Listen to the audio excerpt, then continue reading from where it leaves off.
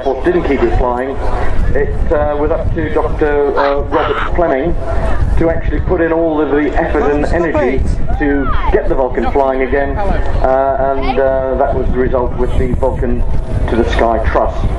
It had been a unique 11-year campaign to get it back in the air, and of course to keep her flying, because this is no cheap aeroplane to keep in the air.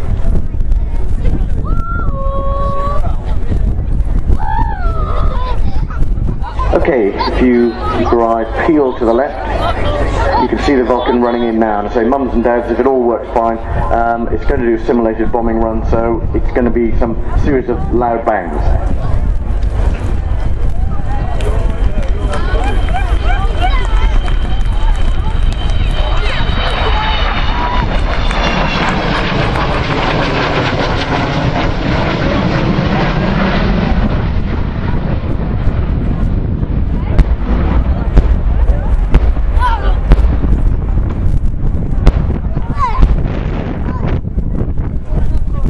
Well, the sound's going to be loud, trust me, you'll hear louder ones later. So as always, as they say, the real elephant in the room has been money.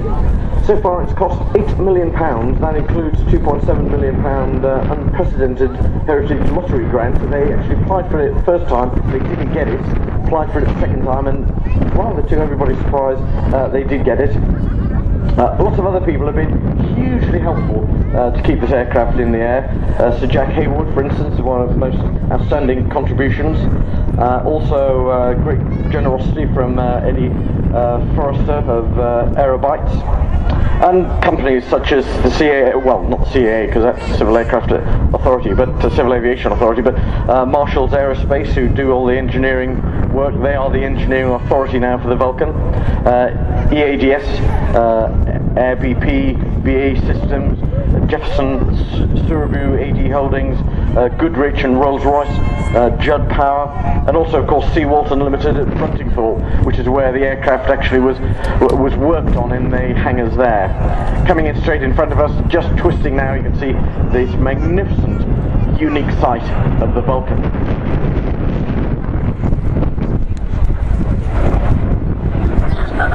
She's safe until the end of this air display season, but the Trust desperately want to keep her flying. They want to see her flying in 2012 for the London Olympics, and also to celebrate Her Majesty the Queen's Diamond Jubilee. Oh, and incidentally, the Queen rather fond of the Vulcan. She's even named one of her corgis after it. It's actually a Corgi Dashline Cross, but it's called Vulcan.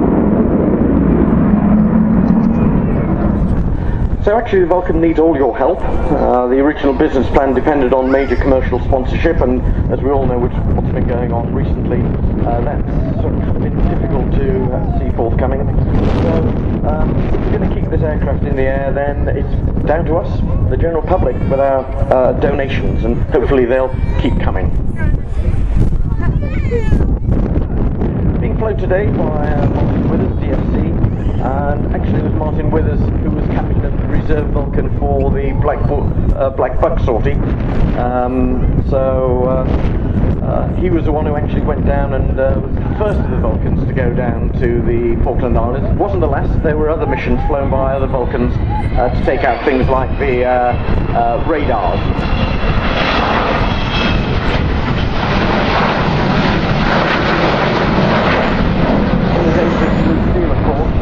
You see the missile is sort of underslung underneath the Vulcan, but as you flew around there, you see that big bomb bay conventionally carried 21 1,000-pound bombs. I'm joined here by Phil Davies, who knows far more about Vulcans than I do, because he's actually an air electronics officer who's supplying the Vulcan.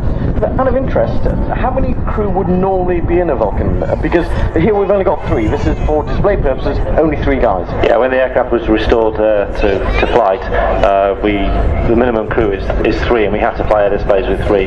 We now have double GPS on board, so we haven't got navigators on board anymore. So we fly it with 2 pilots and an AO in the back. But operationally, much bigger crew than that. Yeah, operationally we fly with a crew of 5, 2 navigators, an AO and 2 pilots, and obviously we had the capability to carry 2 additional passengers in the system. And but you used to do that. I can remember seeing Vulcans arriving and it'd be as if sort of crowds were getting off it. Yeah, it was unusual to carry a 6 and 7 seat. We tended to do it when we were going on overseas sorties, going out to do training in the States. Pretty uncomfortable sitting on a 6 and 7 seat, whereas apparently you sitting on a PSP, a life raft. I know it's a little bit controversial, but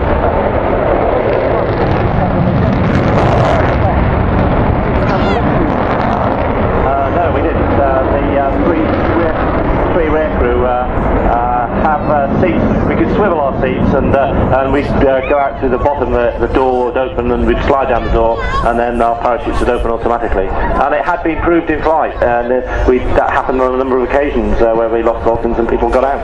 I'm just thinking about the configuration there. What happens if you had a problem and the gear was still down?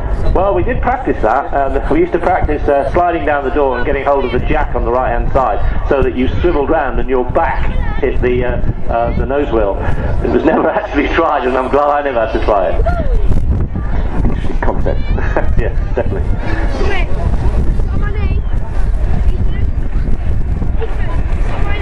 It's actually quite a powerful beastie. It's obviously got 4 engines. You can see the 4 jet pipes at the back.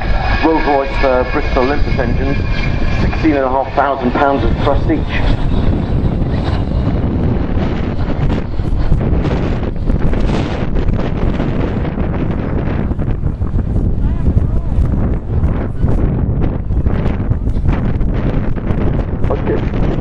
Co-pilot today is Kevin Romans. He's sitting next to Martin Withers. He's actually a first officer on Airbus 340 aircraft with Virgin. Interestingly enough, there's another guy sitting in the back of Barry Masefield. Now, he should have been on the Blackback sortie, but he was in the primary aircraft. That went unserviceable, so you've actually got 2 out of the 10 guys who were very much directly involved. One other question I was going to ask you, there were other people involved in the Blackback sorties, because they did carry an extra guy in the airplane, didn't they? Yeah, they carried a refueling specialist, a pilot who was mainly a Victor pilot, who flew with them to give them the experience for air-to-air refueling, and they used to swap seats to actually do the air-to-air refueling. It must be quite novel being going in a bombing run where you're there to do the refueling and you just sit back and rest.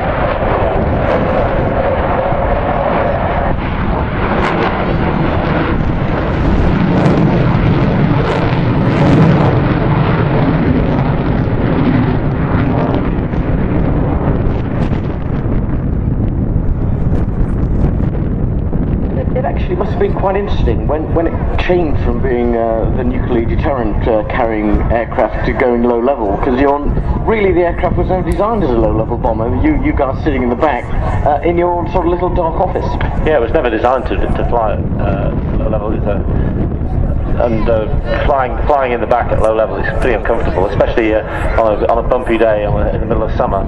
It was pretty unpleasant sometimes, but and pretty hot. If you were going on a long range trip, it was useful though, because carrying extra bags wasn't a problem. You just stuffed them in the bomb bay. Yeah, that's right. We used to carry a pannier in the bomb bay, and you could carry an amount of things, and people did around the world.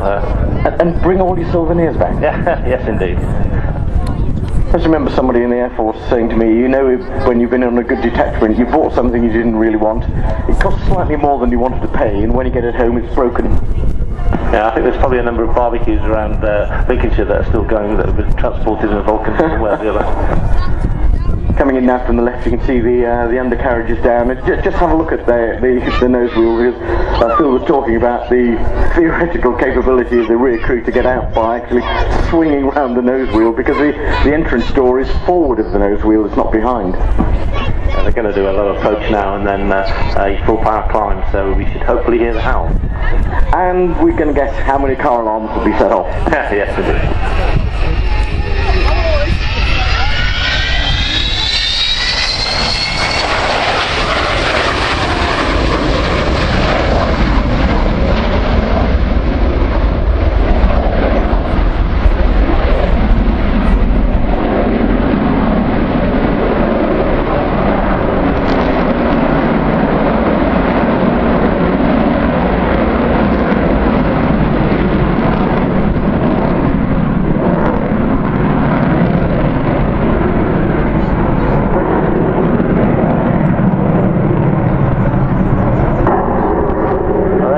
amazing aeroplane, and those who would like to go see more about it, please go down the flight line as far as you can, down to the south, to the Vulcan village, and meet the people down there. They'll love to talk to you and tell you about how it was restored and all the work that's been done, and as what it here says, it's people's aeroplane. There's another way you could do it actually. Everybody